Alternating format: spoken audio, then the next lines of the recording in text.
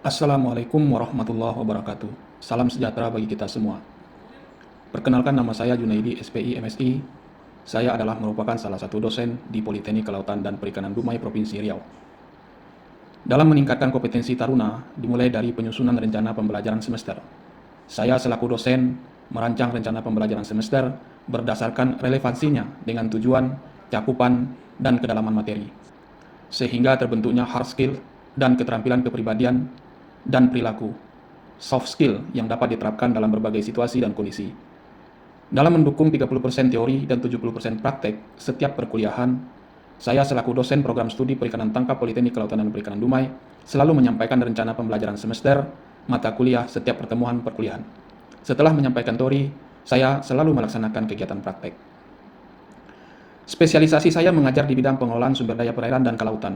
Video ini merupakan pernyataan diri dosen dalam unjuk kerja Tridharma Perguruan Tinggi, yang mana dalam video ini menjelaskan terkait pengajaran dengan menggunakan metode delivery, interaction, dan assessment sesuai dengan yang diinginkan oleh sertifikasi dosen tahun 2022 ini. Pada kesempatan ini, saya akan menjelaskan salah satu mata kuliah saya dalam pengajaran yang berbobot 3 SKS, di mana 1 SKS teori dan 2 SKS praktik, yaitu mata kuliah meteorologi dan oceanografi yang biasanya dipelajari pada semester genap. Adapun capaian pembelajaran mata kuliah ini adalah taruna mampu menerapkan konsep klimatologi, meteorologi, dan oceanografi untuk tujuan keselamatan navigasi dan muatan di kapal serta upaya penangkapan ikan di laut. Adapun materi pengajaran dalam mata kuliah ini adalah membahas tentang materi klimatologi, meteorologi, dan oceanografi yang terdiri dari 1. Atmosfer dan kandungannya termasuk tekanan udara dan uap air. Kedua, gerakan arus udara atau angin dengan menggunakan skala Beaufort. Yang ketiga, peristiwa kondensasi awan dan kabut. Yang keempat, front. Yang kelima, perakiraan cuaca. Yang keenam, daratan dan lautan. Yang ketujuh, sifat fisik dan kimia laut. Yang kedelapan, gelombang, arus dan pasang surut. Kesembilan, hubungan lautan dan iklim. Yang kesepuluh, organisme perairan laut terbuka. Itulah gambaran mata kuliah yang saya ampu selama 1 semester. Pelaksanaan kegiatan praktek dalam mata kuliah meteorologi dan oceanografi diantaranya adalah melakukan pengamatan terhadap kualitas fisik dan kimia perairan laut yang dilaksanakan oleh taruna secara berkelompok. Kegiatan praktek ini biasanya dimulai dari persiapan alat dan bahan yang digunakan, langkah atau tahapan kerja saat di lapangan, sehingga sampai pada tahap pengamatan, hingga harapan pada saat mereka melaksanakan praktik kerja lapangan maupun praktik kerja akhir, sudah mahir dalam menggunakan berbagai macam peralatan yang terkait dengan meteorologi dan oceanografi. Saya sebagai dosen selalu mempersiapkan dan meningkatkan kompetensi taruna dengan memberikan keterampilan yang dibutuhkan dalam dunia kerja, sehingga setelah mereka lulus dari Politeknik Kelautan dan Perikanan Dumai ini, tidak ada yang menjadi pengangguran. Selain melaksanakan kegiatan belajar mengajar, saya juga menjadi dosen pembimbing praktik kerja lapangan dan praktik kerja akhir. Kegiatan ini dimulai dari penyusunan proposal hingga taruna lulus dan mendapat gelar sarjana muda. Demikianlah penjelasan tentang mata kuliah meteorologi dan oceanografi yang saya sampaikan. Semoga bermanfaat dan dapat memenuhi informasi yang diperlukan dalam dokumen pernyataan diri dosen dalam unjuk kerja Tridharma Perguruan Tinggi pada unsur pengajaran. Setelah ini ada proses pengajaran dan praktik yang dilakukan dalam mata kuliah meteorologi dan oceanografi. Terima kasih, semoga bermanfaat. Assalamualaikum warahmatullahi wabarakatuh. Salam sejahtera untuk kita semua.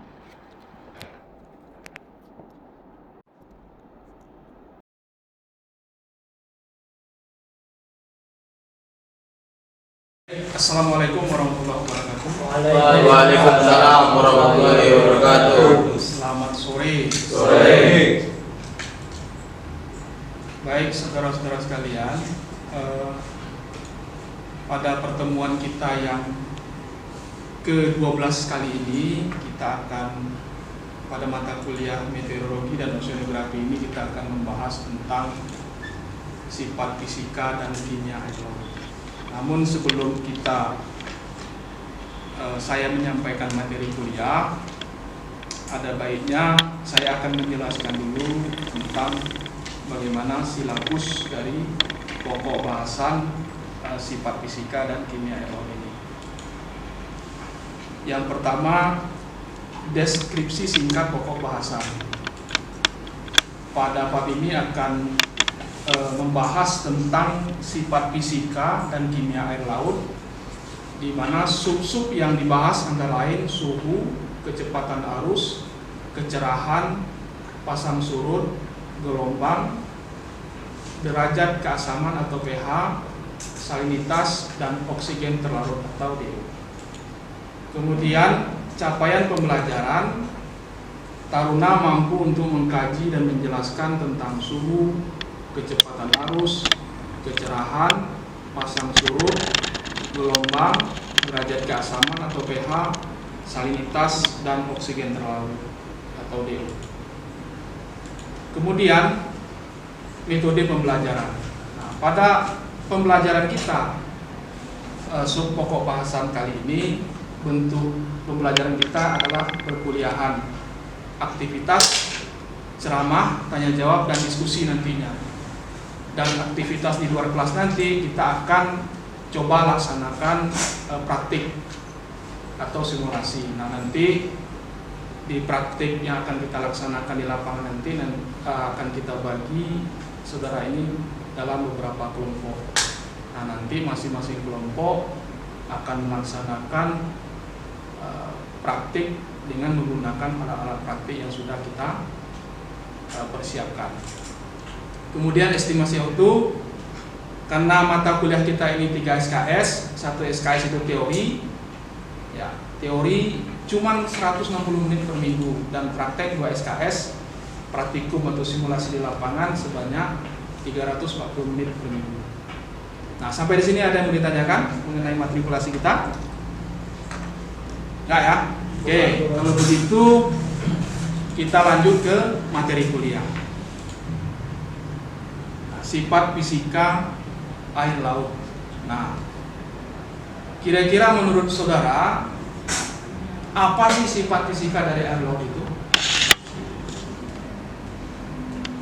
Ada yang tahu enggak kira-kira?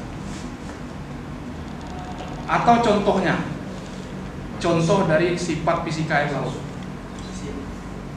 Apa contohnya? Pasang surut, Pak. Pasang surut.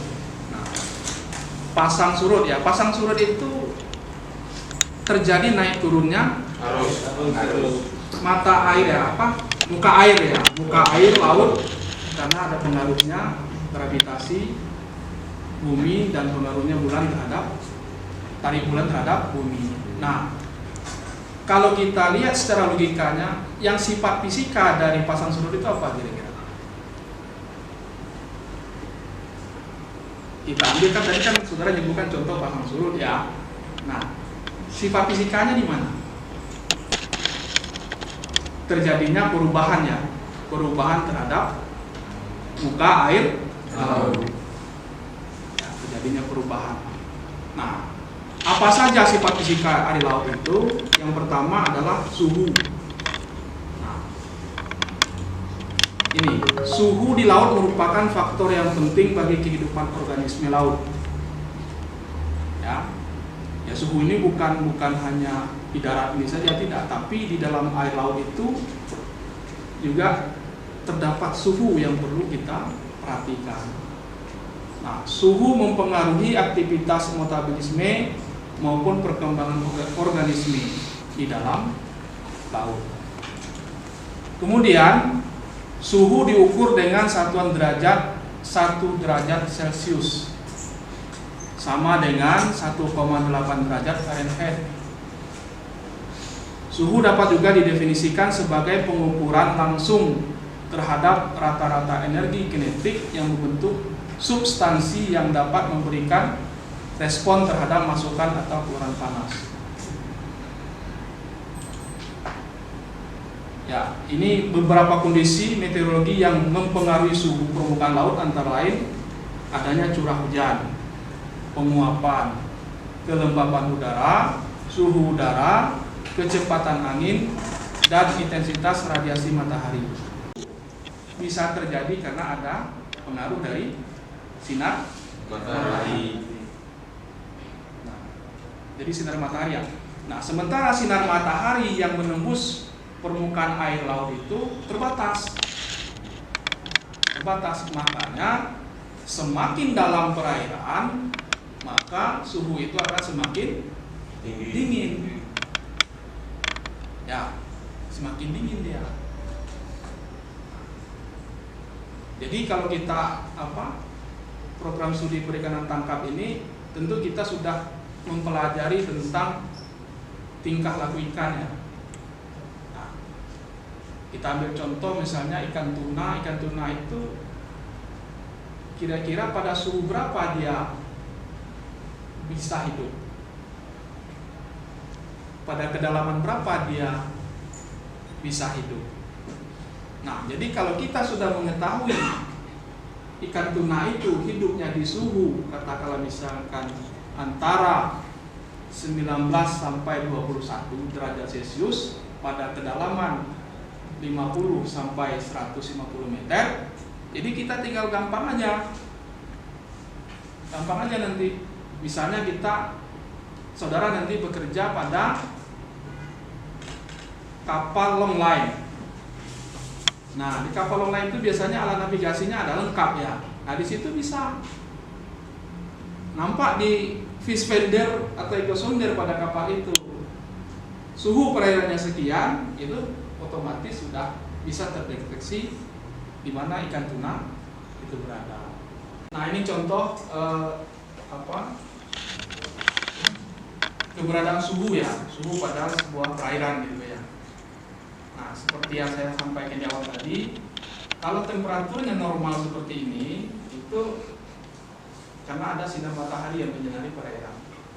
Ya, karena ada sinar matahari yang menyinari secara merata ya pada suatu perairan. Oke, pada suhu ini ada yang mau ditanyakan? Nggak ada ya? Nggak ada, kita lanjut. Nah, sementara alat untuk mengukur suhu ini dinamakan termometer Hagi Atraksa. Nah, kebetulan alatnya tidak saya bawa, tetapi pada alat pengukuran oksigen terlarut nanti atau DO itu bisa langsung mengukur suhu. Bagaimana bentuk alatnya? Ini ya, biasa. Karena kita lihat kalau misalnya di sebuah ruangan atau apa pasti ada semacam termometer raksa. Oke, kita lanjut. Arus. Nih, arus merupakan gerakan air yang salah satu faktor utamanya adalah adanya tanah hembusan. Nah, selain angin, kira-kira menurut saudara apa yang menyebabkan terjadinya arus pada suatu perairan?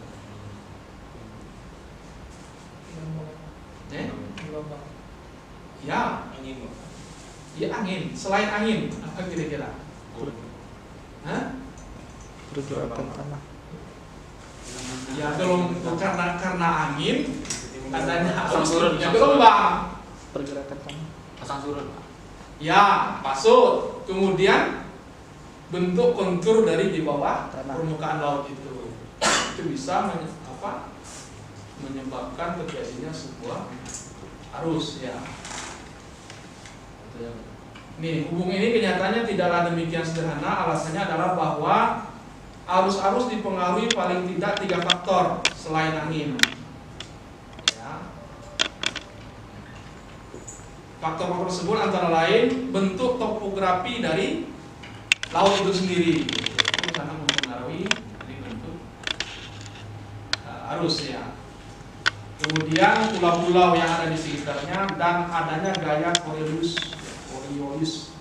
Ya, jadi gini, ketika angin itu berhembus, ya, itu arus yang dihasilkan oleh angin itu bukan langsung dia berpindah dari satu tempat ke tempat lain, tidak, tapi dia akan membentuk sudut sebesar 45 derajat. Dia akan berputar.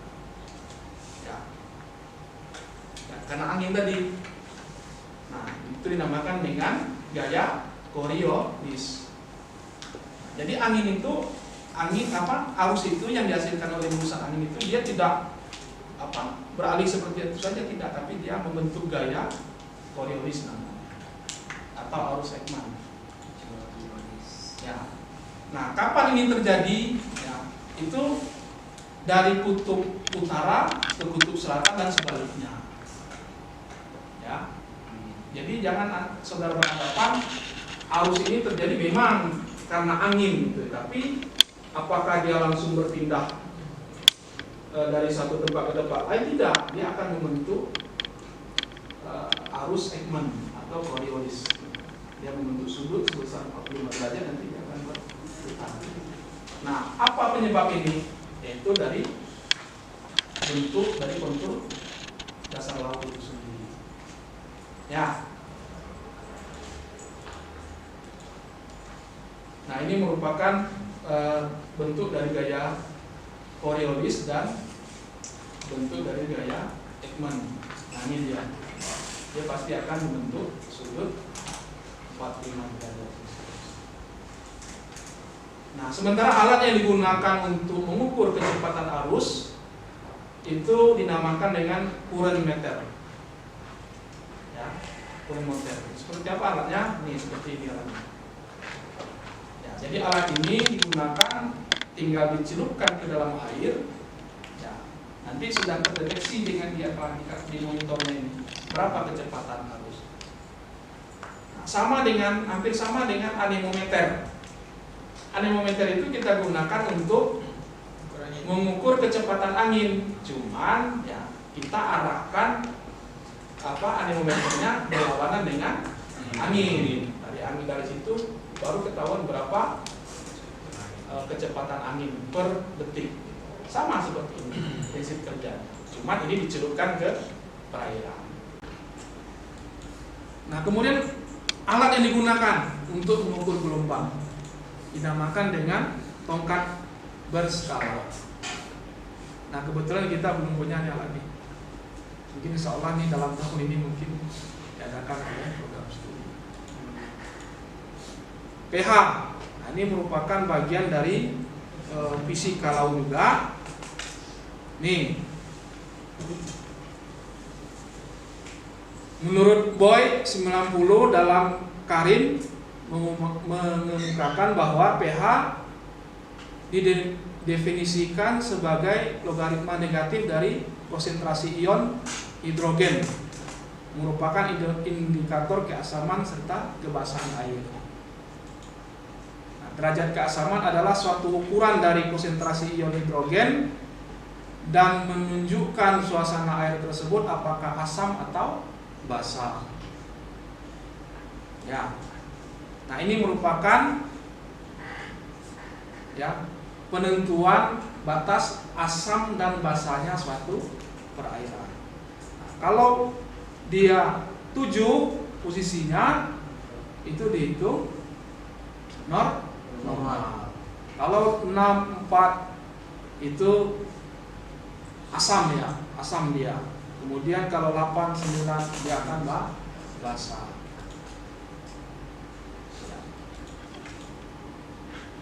Nih, nilai dari pH berkisar dari 0 paling asam, kemudian paling banyak ion hidrogen sampai 14 paling alkalin atau paling sedikit ion hidrogen. Nilai dari pH berkisar dari 0 paling asam, paling banyak ion hidrogen sampai 14. Alat untuk menentukan berapa sih derajat keasaman dari air laut ya. Ini menggunakan mudah sekali. Tinggal nanti dihidupkan di sini, tinggal geser, dia nanti akan tertera. Tetapi sebelum menggunakan alat ini kita harus lakukan kalibrasi dulu namanya. Ya, kita netralisirkan dulu dengan aquabides atau larutan ini. Nanti setelah menunjukkan netral baru kita celupkan dalam perairan laut. Maka nanti kita tunggu sesaat akan tertera di sini berapa kira-kira pH dari air laut tersebut. Nah, selain pH meter ini, kita juga menggunakan ini nanti, ya, kertas lakmus namanya. Ya. Nah, kertas lakmus ini, ya, tinggal nanti saudara celupkan di perairan, ditunggu beberapa saat, nanti saudara bandingkan dengan tanda yang ada di sini. Ya. Kemana dia arahnya nanti? Kalau misalnya angkanya 7, berarti kondisi pH air itu netral. Kalau misalnya dia sampai 5, berarti kondisinya sudah dikategorikan asam. Gampang sekali nanti ya. Nanti di praktek akan kita coba. Ini lakmus namanya ya. Nah, kemudian ada lagi nih CCDs. Nah, gampang. Nah, ini untuk menentukan berapa sih kadar garam dari sebuah perairan. Cara menggunakannya, sebelum air laut kita teteskan ke sini, kita kalibrasi dulu dengan aquabides. Ya. Kita teteskan aquabides, kita lap dengan tisu, kemudian kita ambil air laut, kita cukup teteskan setetes, kemudian kita tutup dan kita amati. Ya. Ya, kita amati, nanti seperti yang saya jelaskan terdahulu, nanti akan terbaca di sini berapa kadar garam atau salinitas sebuah perairan. Gampang sekali. Oke. Ini alat DO-meter untuk mengukur berapa sih kadar oksigen terlarut pada suatu perairan. Nah, alat ini nanti kita gunakan, cara menggunakannya bisa kita peragakan nanti di lapangan. Ya, tapi di sini saya peragakan singkat aja ya. Ini merupakan kabel atau sensor ya. Nanti akan langsung kita celupkan ke perairan. Tapi sebelum ini digunakan kita kalibrasi dulu. Ya, dengan larutan yang sudah disediakan. Nanti ini kita satukan ke monitor ini. Ya. Monitor ini tinggal nanti kita hidupkan ya, on atau off. Nah, kalau sensor ini sudah dikalibrasi, tentu di sini akan tertera nanti pada angka netral. Nah, setelah ditunjukkan angka netral nanti baru kita celupkan ke perairan. Nanti akan terbaca di sini. Bagaimana bisa kita melihatnya? Lihat apabila ada orang yang sudah tersenyum. Nah, itulah angka berapa kadar oksigen dalam perairan tersebut. Nah, tadi di awal tadi sudah saya jelaskan juga, alat ini juga bisa menentukan suhu. Nih, kan itu sudah dua item yang bisa kita amati. Pertama itu oksigen terlarut dan kemudian suhu perairan. Oke. Nah, nanti tinggal saudara letakkan aja. Ya, saudara tanamkan saja di perairan pada surut terendah, nanti bisa kita amati berapa sih dalam perairan. Tinggal kita menginjak di ukuran ini. Gampang sekali, paham ya? Oke, sampai di sini ada yang mau ditanyakan sebelum nanti kita coba lakukan praktek? Enggak ya? Nanti untuk lebih jelasnya bisa saat di lapangan nanti kita bisa jelaskan lebih dalam dan lebih lengkap lagi tentang demikian perkuliahan kita sampai hari ini. Yang tidak kurang saya mohon maaf. Saya akhiri. Assalamualaikum warahmatullahi wabarakatuh. Waalaikumsalam warahmatullahi wabarakatuh. Selamat siang. Selamat.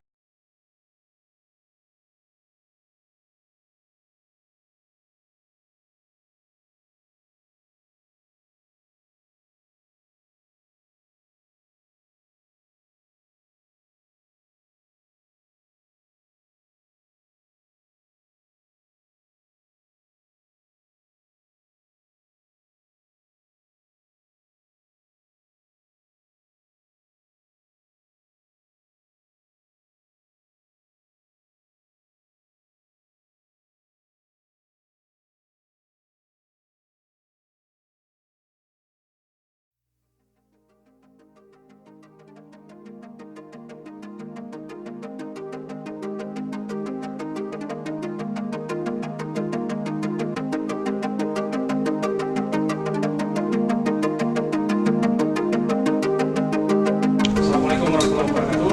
Waalaikumsalam warahmatullahi wabarakatuh. Selamat pagi. Pagi. Menindaklanjuti perkuliahan kita pada minggu yang lalu.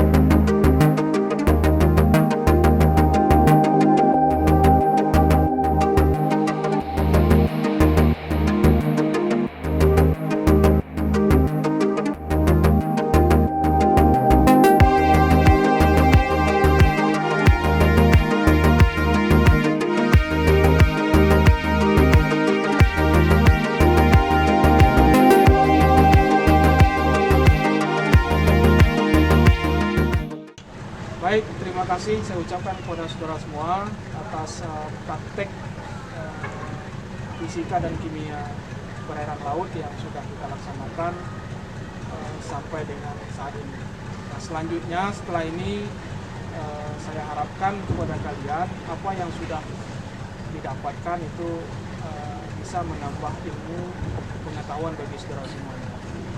Amin. Nah, berikutnya setelah ini kami persilakan saudara untuk kembali ke asrama untuk mengikuti kegiatan selanjutnya.